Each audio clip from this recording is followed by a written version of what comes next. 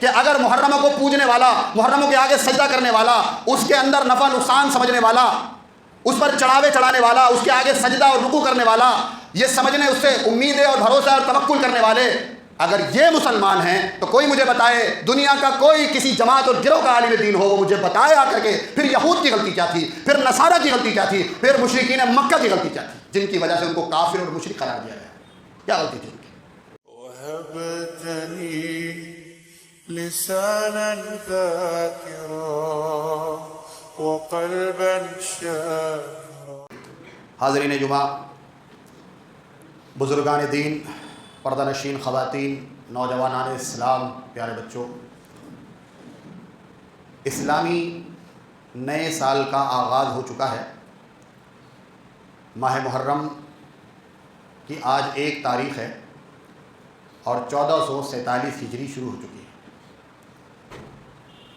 اسلامی نیا سال جب شروع ہوتا ہے تو اللہ رب العالمین نے اس کا آغاز حرمت اور ادب کے مہینے سے کیا ہے، جس کو ہم محرم الحرام کے مہینے سے جانتے ہیں، نام سے جانتے ہیں۔ اور جب اسلامی سال کا اختتام ہوتا ہے تب بھی حرمت والا مہینہ ذی الحجہ کا مہینہ چل رہا ہوتا ہے۔ سب سے پہلی چیز تو یہ سمجھ لی جائے کہ اللہ رب العالمین ان حرمت والے مہینوں کے ذریعے سے انسانوں کو یہ سمجھانا چاہتا ہے کہ تمہیں پورا کا پورا سال اللہ رب العالمین کا فرما بردار رہنا ہے۔ سال کی شروعات ہو رہی ہے حرمت والے مہینے سے اور سال کا اختتام ہو رہا ہے حرمت والے مہینے سے۔ اور حرمت والے مہینوں کے متعلق آپ ماشاءاللہ بہت حد تک جانتے ہیں کہ یہ ادب کے مہینے، یہ حرمت کے مہینے، یہ اللہ رب العالمین کے محبوب ترین مہینے ہیں، اور ان کی اہمیت بقیہ 8 مہینوں سے اللہ رب العالمین نے زیادہ اور الگ رکھی ہے۔ ان میں نیکیوں کا اجر بھی بہت زیادہ بڑھا دیا جاتا ہے، اور گناہوں کی وجہ سے جو انسان کو گناہ ملتے ہیں ان گناہوں کی شدت کو بھی بڑھا دیا گیا ہے۔ لہذا ایک مسلمان کو ایمان میں آنے کے بعد، مسلمان بننے کے بعد یہ اپنے ذہنوں میں اتار لینا چاہیے کہ وہ اس دنیا میں کسی کا بھی فرما بردار نہ بنے، چلے گا، وہ اپنی آزاد خیالی زندگی گزارے، چلے گا، جب چاہے کھائے جب چاہے سوئے، چلے گا، لیکن وہ اللہ اور اس کے رسول کا فرما بردار رہے۔ اور امید ہے کہ جب اللہ اور اس کے رسول کا کوئی شخص فرما بردار ہو جائے تو اللہ اور اس کے رسول نے جتنی فرما برداریاں اپنے علاوہ بتائی ہیں اور متعین کی ہیں وہ خود بخود ان کا فرما بردار انشاءاللہ تعالی ہو جائے گا۔ اللہ رب العالمین نے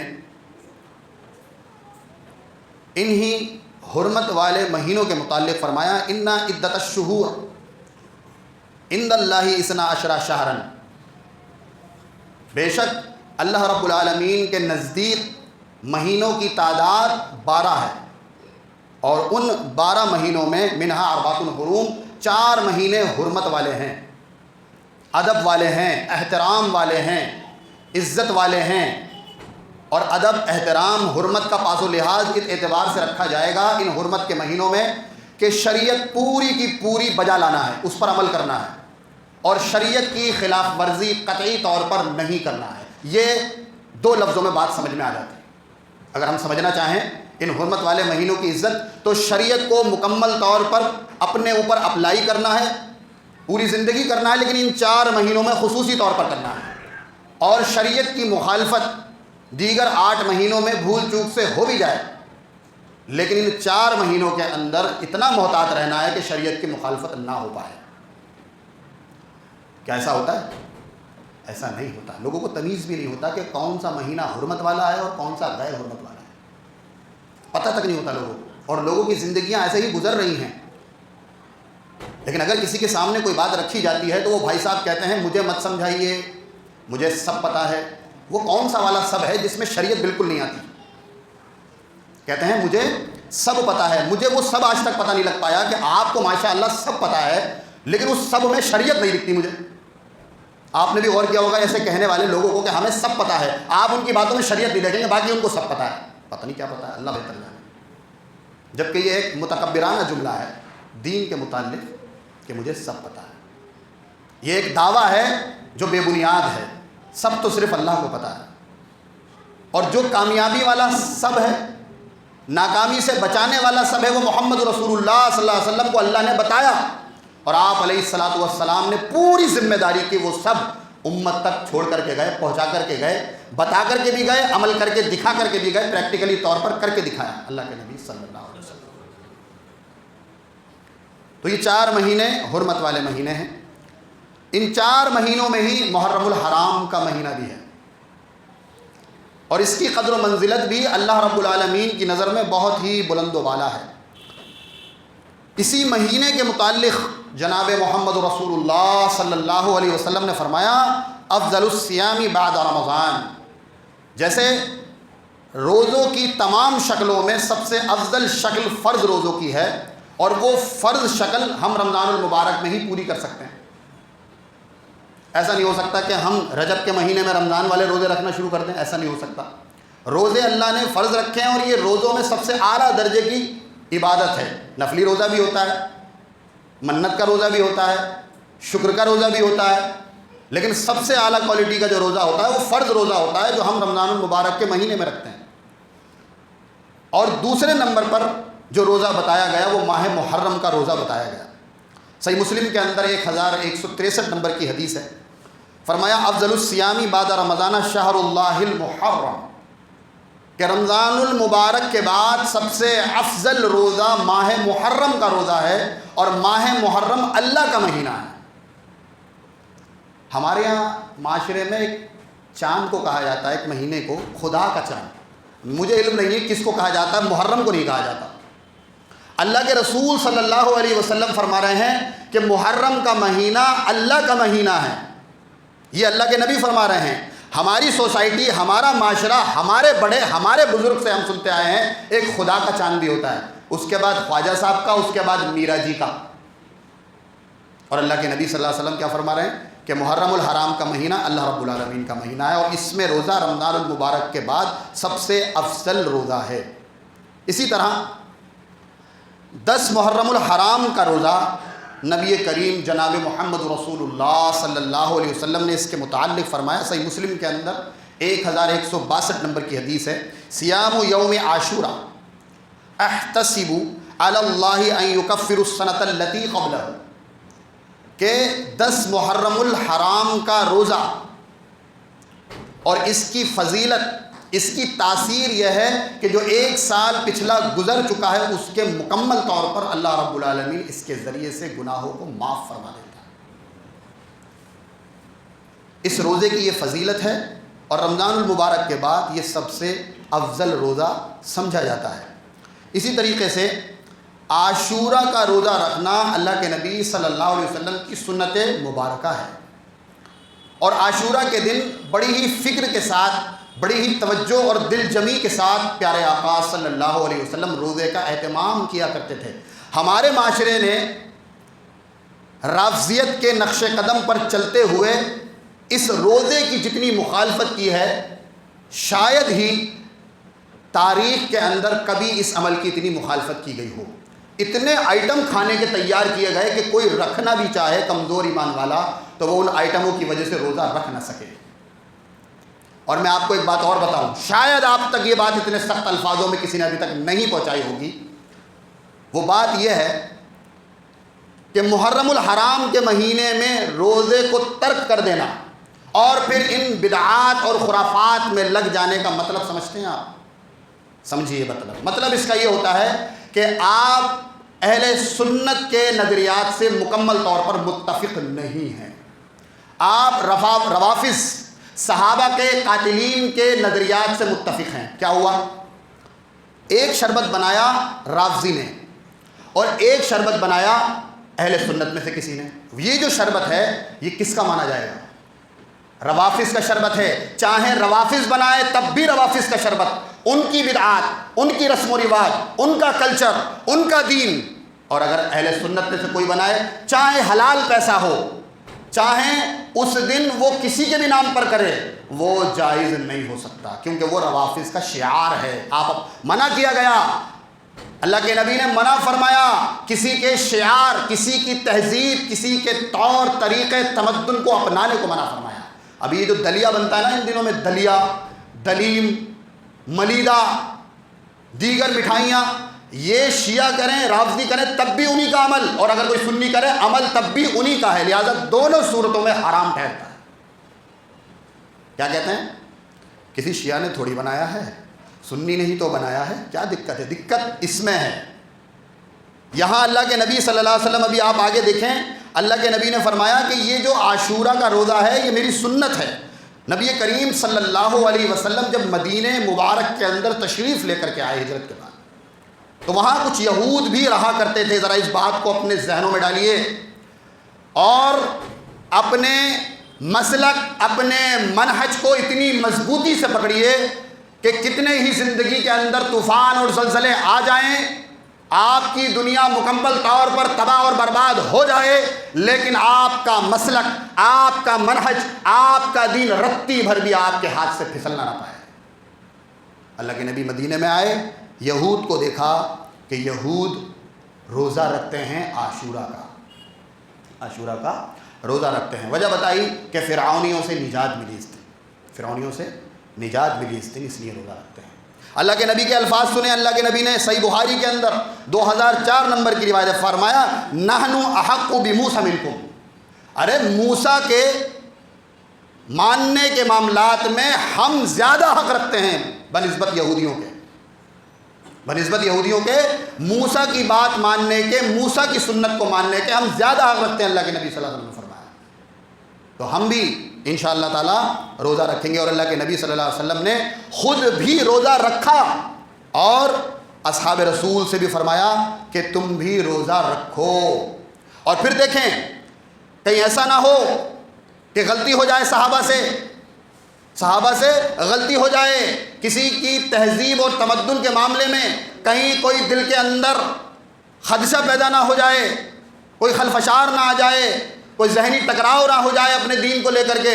فرمایا اللہ کے نبی صلی اللہ علیہ وسلم نے صحیح مسلم کے اندر 1134 نمبر میں، لَإِن بَقِيتُ إِلَىٰ قَابِلٍ لَأَصُومَ تَاسِعًا، کہ میں اگر انشاءاللہ تعالی زندہ رہا تو میں 10 کا تو روزہ رکھوں گا ہی رکھوں گا، اور اگر زندہ رہا تو انشاءاللہ تعالی 9 بھی اس کے ساتھ ایڈ کروں گا۔ اور یہ اس بات کی دلیل ہوگی کہ میرا تہذیب، میری تمدن مقدم رہنا چاہیے اور یہودیوں کی تہذیب اور تمدن نیچے رہنا چاہیے، اور ان سے الگ کیا اپنے آپ کو۔ یہ سکھاتا ہے ہمارا دین۔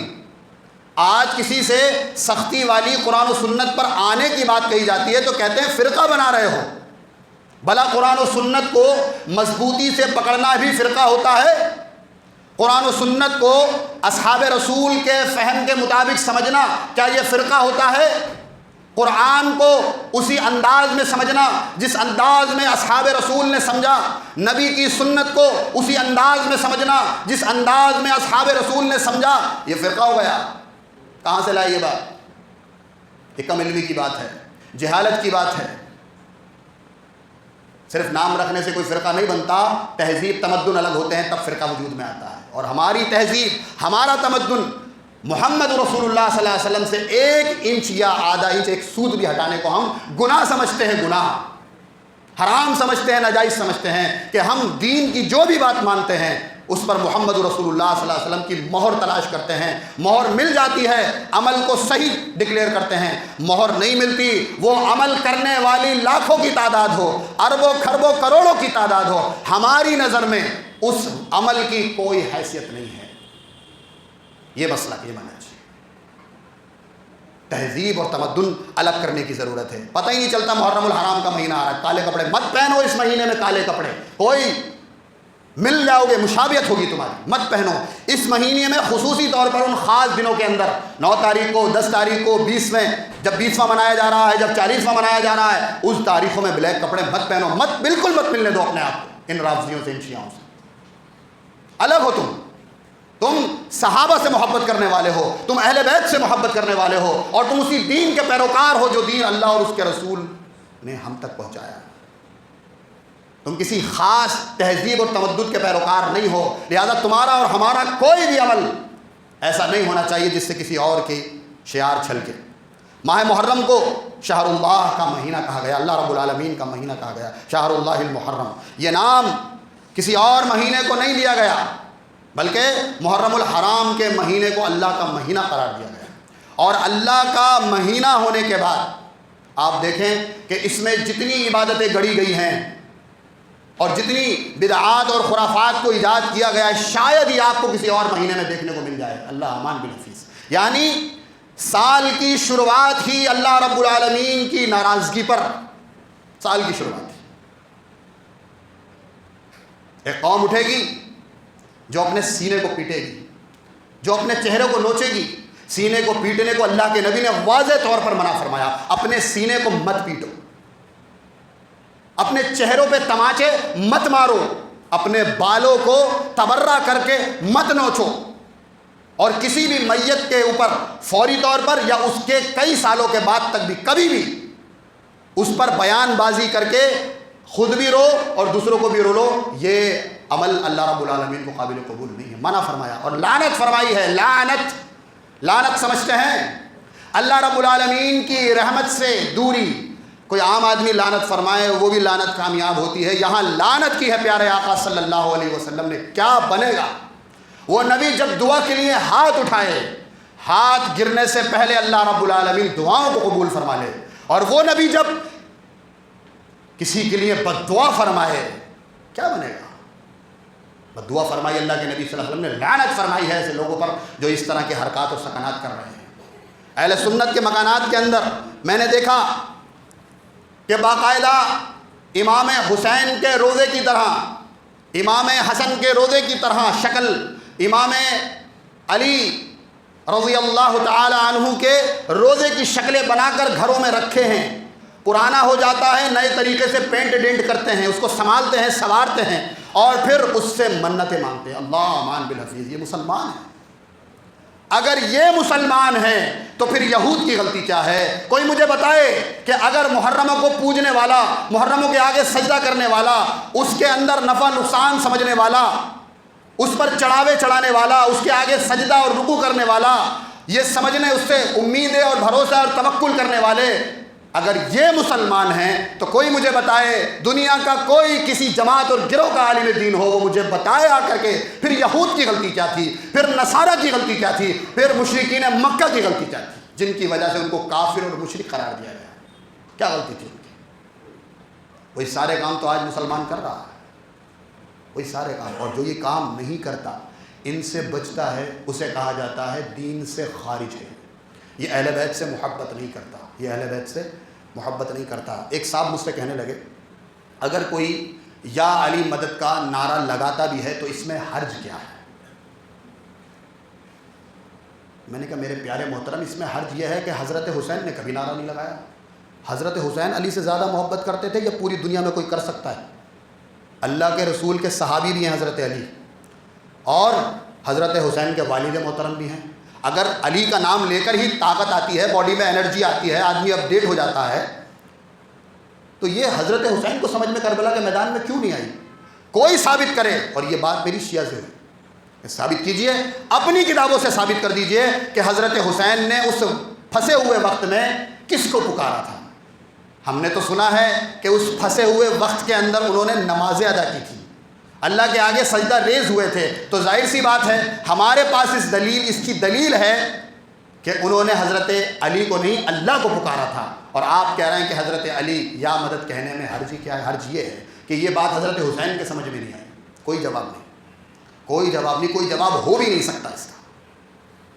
وہ کام آپ ہم سے کرنے کو کہیں جو خود اہل بیت نے نہیں کیا، آپ کہیں کہ حضرت ابو بکر پہ تبرہ، حضرت عمر پہ تبرہ، اور حضرت عثمان پر تبرہ، اور دیگر اصحاب رسول پہ تبرہ، لیکن جب ہم اہل بیت کی زندگی پڑھیں تو وہاں کوئی تبرہ نظر نہیں آتا۔ اگر وہ دشمن تھے اصحاب رسول اہل بیت کے، تو یہ بات اہل بیت کے سمجھ میں کیوں نہیں آئی؟ کیوں اہل بیت کا کوئی تبرہ نہیں ملتا، کوئی مخالفت نہیں ملتی صحابہ رسول سے؟ اگر صحابہ کے فضائل بیان ہو رہے ہیں، یہ سمجھنے کی باتیں ہیں میرے محترم بھائیوں، اور اپنے ایمان کو محفوظ رکھنے کی باتیں ہیں۔ اگر صحابہ اکرام کی فضیلت والی آپ حدیثیں پڑھیں تو راوی ملیں گے اہل بیت میں سے آپ کو، اور اہل بیت کی فضیلتیں جب آپ پڑھیں گے حدیث کے اندر تو راوی ملیں گے اصحاب رسول میں سے آپ کو۔ تو کہاں اختلاف ہے؟ یہ اختلاف تو بعد میں بنایا گیا ہے، اس اختلاف کی کوئی حقیقت نہیں ہے۔ اپنا تن من دھن صحابہ رسول اپنے نبی کے لیے بھی لٹانے کو تیار، نبی کے گھر والوں کے اوپر بھی لٹانے کو تیار۔ یہ اصحاب رسول وہ شخصیات ہیں جو نبی کی عظمت کے لیے بھی لڑنے مرنے کو تیار اور آپ کے گھرانے کی عظمت کے لیے بھی لڑنے مرنے کو تیار. یہ وہ شخصیات ہیں. خواہ مخواہ لوگوں نے ان کے اندر اختلاف پیدا کر رکھا ہے. یہ اختلاف صحابہ نے اہل بیت سے، اہل بیت نے صحابہ سے نہیں کیا. یہ بعد میں جو وجود میں آئے ہیں، جو نئے تھے، انہوں نے یہ برپا کیا ہے اور آج تک وہ برقرار ہے، وہ چل ہی رہا ہے. آج اس مہینے کو کوئی کسی اور وجہ سے نہیں جانتا. اس مہینے کو جانا بھی اسی وجہ سے جاتا ہے کہ حضرت حسین رضی اللہ تعالیٰ عنہ کو اس کے اندر شہید کیا گیا ہے.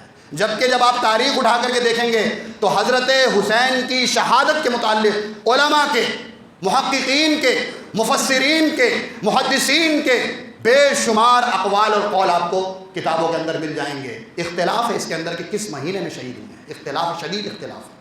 کوئی صحیح ڈکلیئر نہیں کر پایا کہ کس مہینے کے اندر شہید ہوئے ہیں. کسی کی کچھ رائے ہے اور کسی کی کچھ رائے. لیکن یہ مہینہ جو کہ حرمت والا مہینہ تھا، ادب والا مہینہ تھا، اللہ رب العالمین کی عبادت پر گامزن ہونے کا مہینہ تھا، گناہوں سے بچنے کا مہینہ تھا، اس مہینے کے اندر جو کرنے والے کام تھے ان سے امت کو دور کر دیا گیا اور جو نہ کرنے والے کام تھے اس پر امت کو لگا دیا گیا. اس ماہ میں نیکیوں کا اجر بڑھا دیا جاتا ہے. حرمت والے مہینوں میں جن میں محرم الحرام بھی شامل ہے میں گناہ بھی زیادہ سنگین ہوتے ہیں اور نیکیوں کا اجر بھی بڑھا دیا جاتا ہے. تو ضرورت اس بات کی ہے کہ اس محرم الحرام کے مہینے میں نیکیاں زیادہ سے زیادہ کی جائیں اور گناہوں سے بچا جائے. آپ ذرا یہ غور کریں کہ یہ اتنے معتبر مہینے ہیں حرمت والے، اور بالخصوص ان میں محرم الحرام جو کہ اب آغاز ہو چکا ہے. ان مہینوں کے اندر اللہ رب العالمین نے سورہ توبہ آیت نمبر 36 کے آخری ٹکڑے میں فرمایا فَلَا تَظْلِمُوا فِيهِنَّ أَنفُسَكُمْ. ان مہینوں کے اندر خصوصی طور پر تم اپنی جانوں پر ظلم نہ کرنا. اور سارا کا سارا ظلم انہی مہینوں پہ ہو رہا ہے. اور یاد رکھیے اہل سنت میں سے جو اپنے آپ کو اہل سنت گردانتے ہیں یا سمجھتے ہیں کہ ہم اہل سنت ہیں کیوں، جو نہیں سمجھتے ان سے اللہ ان کو ہدایت عطا فرمائے. جو سمجھتے ہیں ان کے لیے بات بتا رہا ہوں.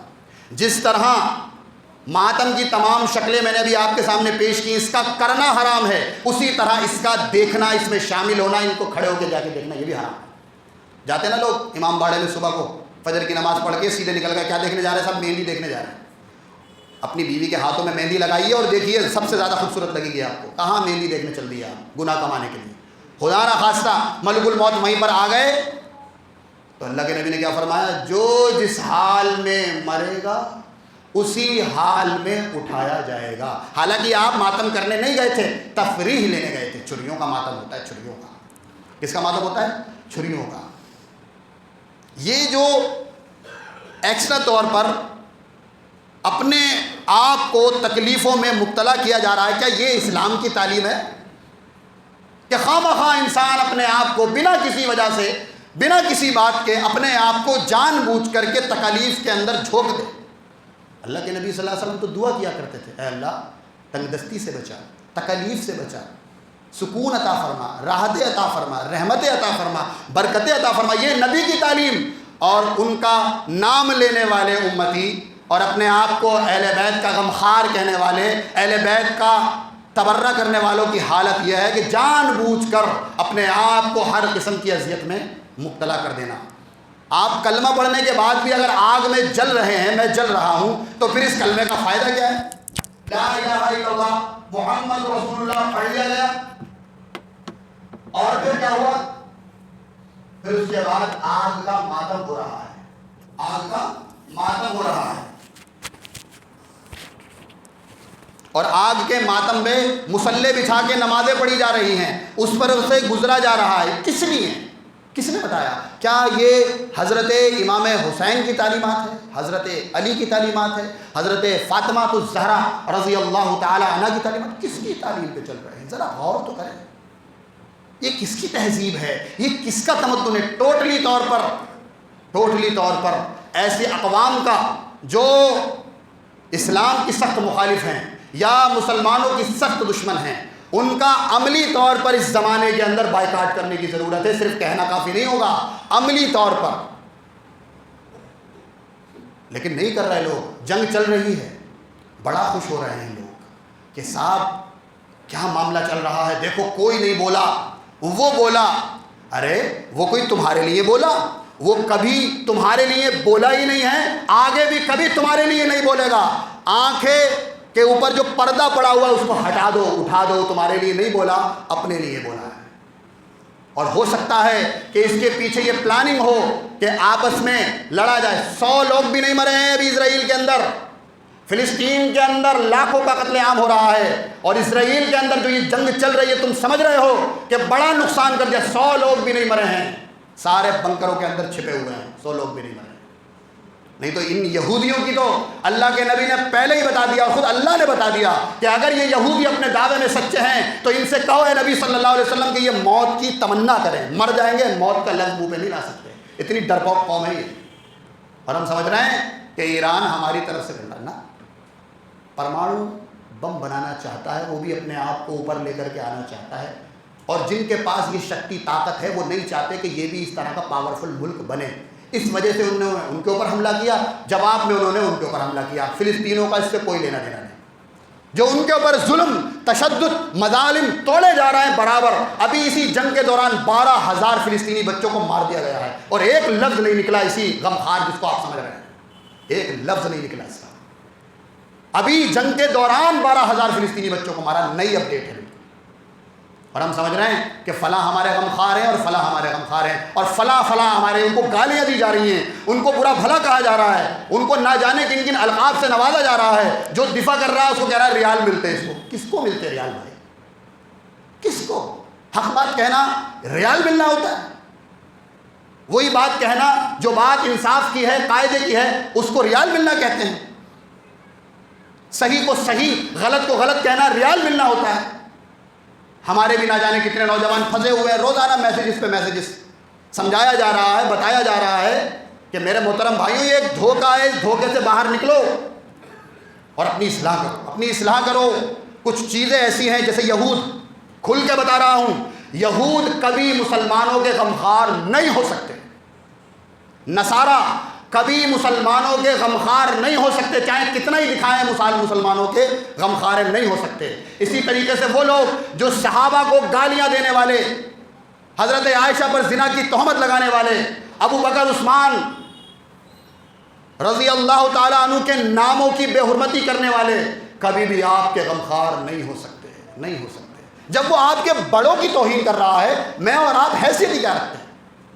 سوچیں ذرا، اس پہ غور کریں۔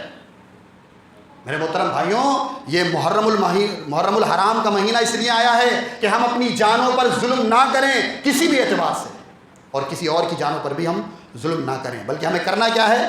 ہمیں اللہ رب العالمین کی طرف رجوع کرنا ہے۔ اور رجوع کیسا؟ اے اللہ رب العالمین مجھے قرآن مجید سے حقیقی طور پر وابستہ کر دے، قرآن مجید سے حقیقی طور پر مجھے، میرے خاندان کو، میرے پریوار کو، میرے محلے کو حقیقی طور پر قرآن سے وابستہ کر دے، اس کی حقیقت میرے دل میں اتار دے، اس کا راستہ بتایا ہوا سیدھا راستہ ہو سکتا ہے، اسی راستے پہ مجھے چلنے کی توفیق عطا فرما۔ نبی محترم محمد صلی اللہ علیہ وسلم کی نورانی اور پاکیزہ تعلیمات، اصل محبت رسول کی، اہل بیت کی یہی ہے کہ ان کی اتباع کی جائے، اور یہی کرہ کھیل ہے، یہی مشکل کام ہے۔ دعویٰ کوئی بھی کسی کے لیے کر سکتا ہے، میں تیرے لیے تارے توڑ لے آؤں گا، میں تیرے لیے زمین و آسمان ایک کر دوں گا، لیکن عملی طور پر ایک وقت کے کھانے کا بھی انتظام کسی کے لیے نہیں کر پا رہا۔ دعوے بہت بڑے بڑے ہیں۔ نبی کی اتباع، اہل بیت کی اتباع، یہی حقیقتاً ان سے محبت کی دلیل ہے۔ لہذا محرم الحرام کے مہینے کو توبہ میں لگایا جائے، اللہ سے توبائیں کی جائیں، اللہ رب العالمین ہمارے گناہوں کو معاف فرما دے، ہماری خطاؤں کو معاف فرما دے، ہماری لغزشوں کو درگزر فرما دے، اور توبہ بھی خالص، ایسی توبہ کہ جس کو آپ چھوڑ چکے گناہ کو، کوشش کریں کہ پھر وہ آپ کے اور میرے قریب نہ آنے پائے۔ اس طرح کی توبہ اللہ کو بڑی پسند آتی ہے۔ لہذا اپنے آپ کو تمام تر فتنوں سے، تمام تر شر سے، اپنے کسی بھی اسٹیٹمنٹ سے، کسی بھی بات چیت سے ایسا نہیں لگنا چاہیے کہ آپ کہیں نہ کہیں یہود کے ساتھ کھڑے ہیں، نصارہ کے ساتھ کھڑے ہیں، صحابہ کے گستاخ کے ساتھ کھڑے ہیں، یا کسی اور کے ساتھ۔ آپ ہر حال میں، ہر ماحول میں، چاہے سمجھ میں آئے تب بھی اور کبھی کبھی سمجھ میں نہ آئے تب بھی، قرآن و سنت، سلف صالحین، صحابہ کے منہج پر جمے رہیے۔ اللہ دنیا بھی کامیاب کرے گا اور انشاءاللہ تعالیٰ آخرت بھی ضرور کامیابی عطا فرمائے گا۔ اللہ سے دعا ہے اللہ رب العالمین ہمارے گناہوں کو معاف فرما دے، ہماری خطاؤں کو معاف فرما دے، ہماری لغزشوں کو درگزر فرما دے۔ دن کے اجالوں میں، رات کی اندھیریوں میں اے بار الہ بے شک ہم سے گناہ ہوئے ہیں، ہو رہے ہیں، ہو چکے ہیں، اے اللہ تو اپنے کرم خاص سے ان تمام صغیرہ اور کبیرہ گناہوں کو معاف فرما دے۔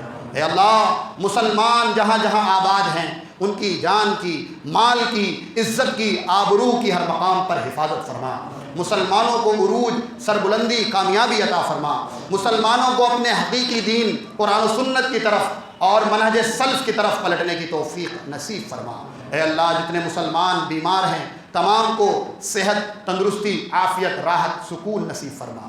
جو بیمار ہیں تمام کو شفا کاملہ عاجلہ دائمہ عطا فرما۔ اے اللہ جتنے مسلمان مقروض ہیں قرض کی ادائیگی ان کی خزانہ غیب سے فرما دے۔ اے اللہ ان کو قرض کے بوجھ سے نجات عطا فرما دے۔